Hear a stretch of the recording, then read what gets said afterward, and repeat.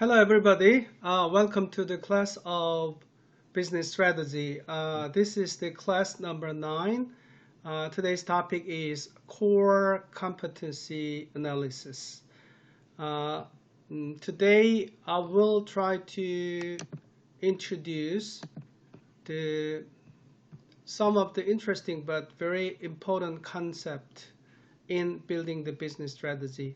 The first thing I'd like to introduce is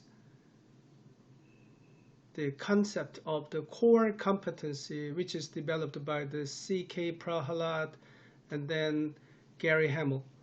And the next concept I would introduce today in today's class is that the VRIO analysis, VRIO analysis, in relation to the core competencies.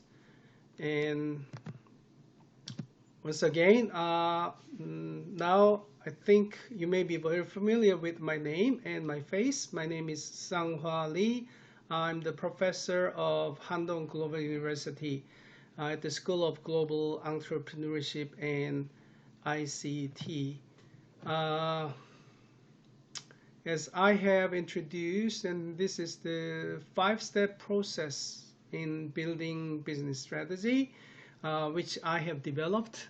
The first step we have to do is identifying the gap between the target goal and the current performance. And the second step we have to do is listing various strategic alternatives based on the concept of the MISI, and I told you that the issue tree is very useful in this aggregating and listing up a lot of strategic alternatives. And the third analysis which we are doing right now is analyzing a lot of factors, both internally and externally. We have covered a lot of external analysis, including industry analysis, competitor analysis, and customer analysis. And in industry analysis, I told you that defining the industry properly is important, and then understanding the dynamics and characteristics of the industry is important. And I introduced the tool of 5 forces introduced by the Michael Porter from the Harvard Business School was useful in understanding the attractiveness of the industry in general.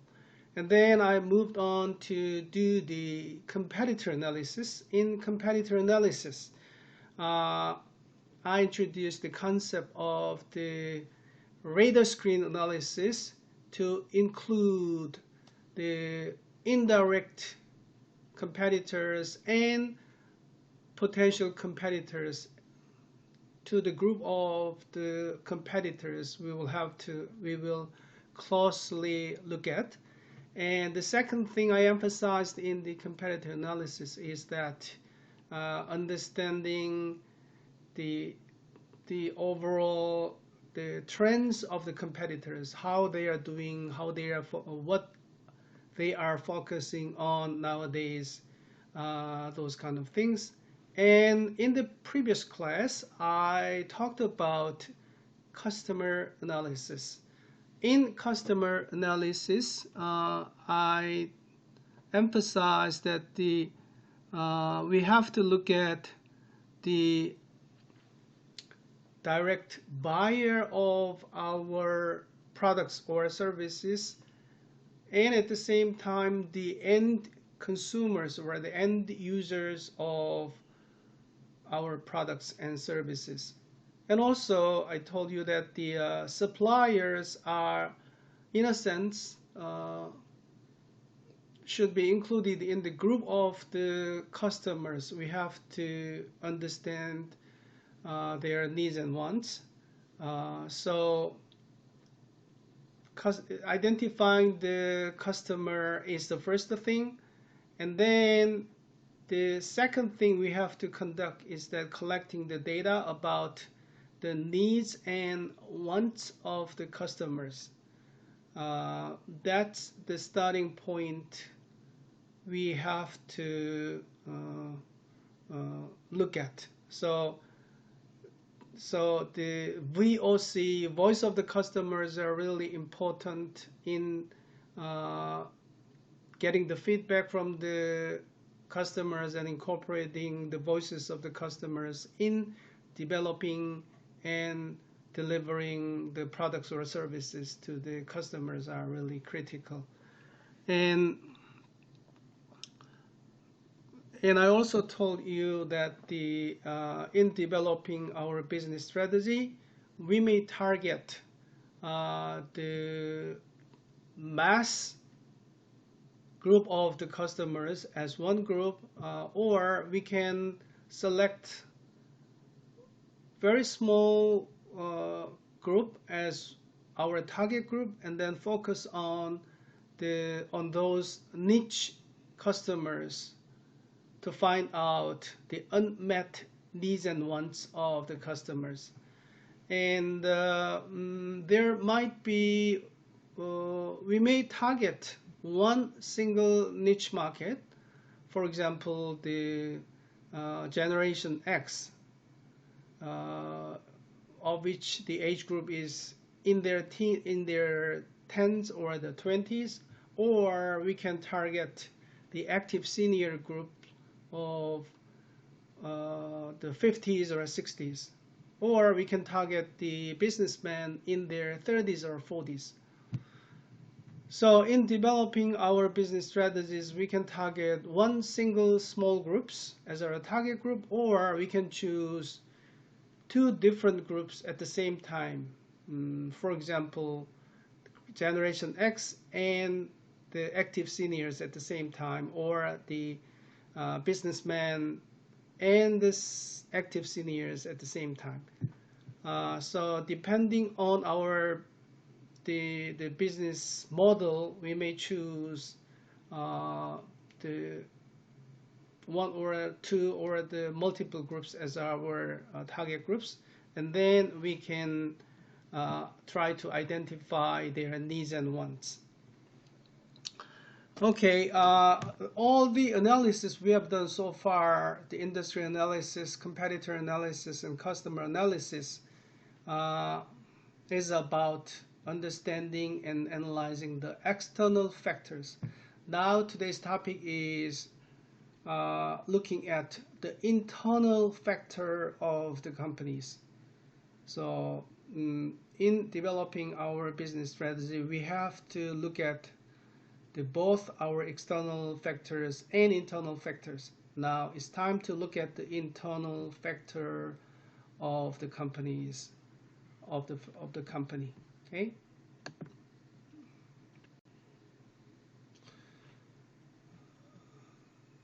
In order to develop a strategy,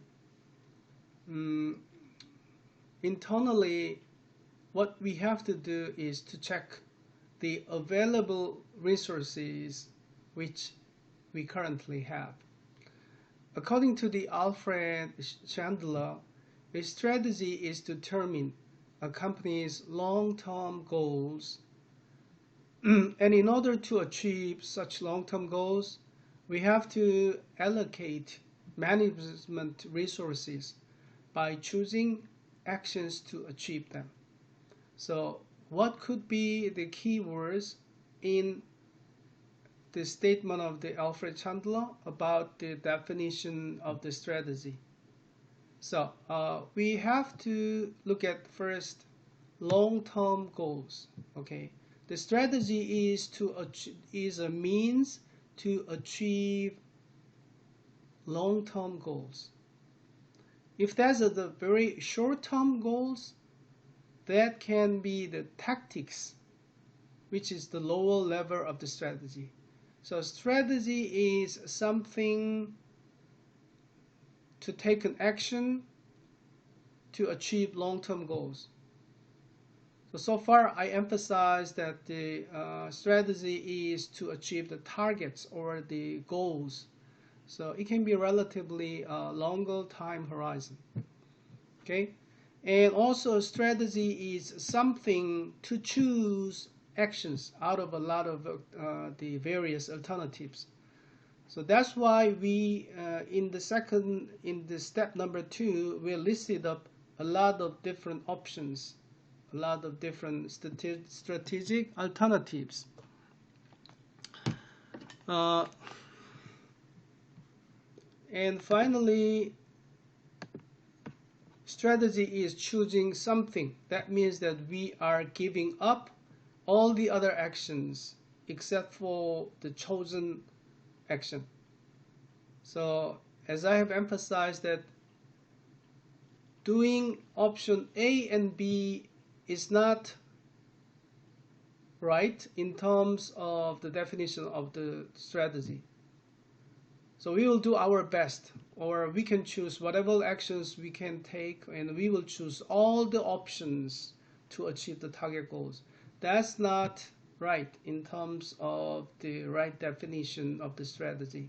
Strategy is choosing one out of lots of the various options. Okay, that means that we are giving up all the other options.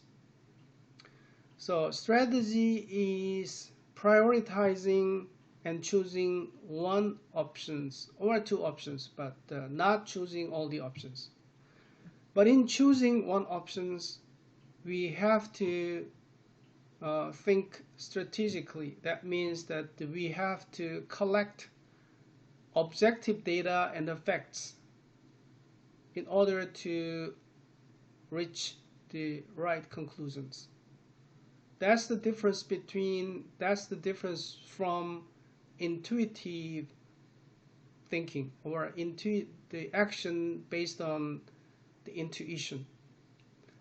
In intuitive thinking, we simply choose one action without actually carefully looking at facts or the objective evidences. But in strategic way of thinking, to build a strategy, we do not rely on our intuition based on the prior experiences or the prior knowledges, but we rely on facts or objective evidences we collect in choosing the right actions. So that's the difference between strategic way of thinking and intuitive way of thinking. And finally, in strategy, in the definition of the strategy, I would like to emphasize that allocation of management resources are really important. So the basic assumption is that management resources are scarce. That means that it's limited. So even though I'm the owner of the big conglomerates, my resources are not unlimited. So basic assumption is I have limited resources with me, and choosing the best option to allocate those management resources is the purpose of the strategy.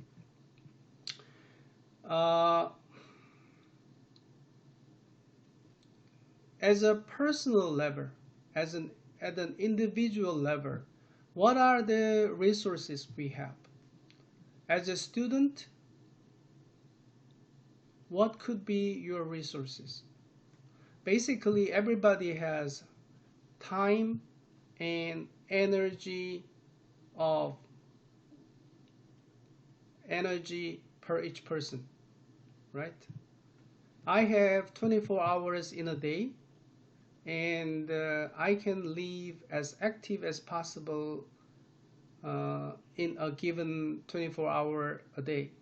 So basically, my time and energy are the basic resources of mine.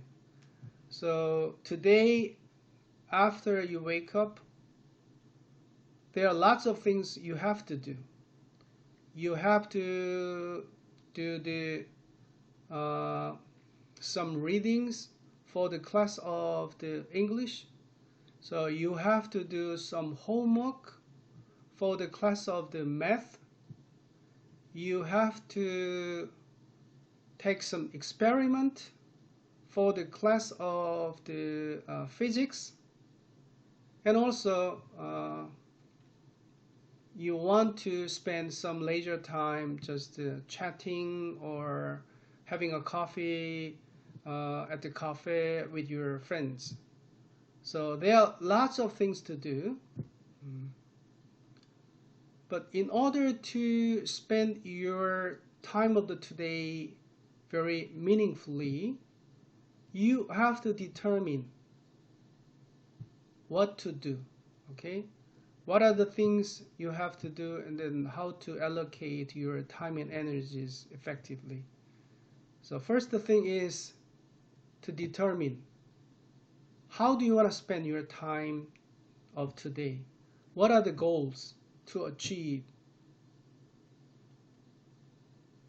by spending your day very meaningfully. And then you have to allocate your time and energies by choosing the series of action you will take and then execute that one. So for the companies who are running the business, it's the same. They have the limited resources. So basically, what could be the resources the companies have in general? Time. Okay. What could be the time of the company's resources? Okay, I may say that the employees, number of the employees, those are their resources they can leverage. So resources of the individual level, the time which can be the precious resource in the individual level can be converted to the number of the employees at the resources level in the company level. Okay. And what are the other resources to have? Okay, every person may have some money with you. You may have some allowances from your parents, and maybe you have the $100 to spend this month.